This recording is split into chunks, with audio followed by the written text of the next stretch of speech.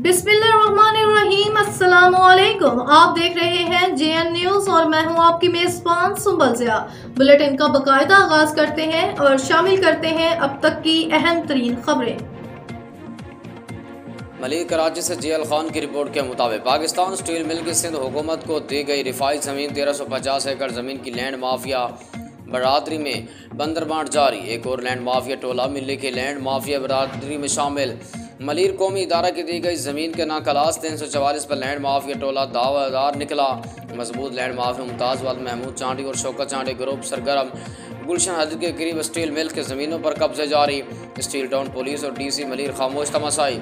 ज़रा ने बताया कि लैंड माफिया आए रोज़ किसी न किसी सरकारी ज़मीन पर कब्जा करके जाली कोड बनाकर गरीब और नासमझों को दोनों हाथों से लूट रहे हैं। याद रहे कि मुमताज़ चांडी और उनके दीगर साथी सरकारी ज़मीनों पर कब्जों लेन देन में बदनाम रहे हैं।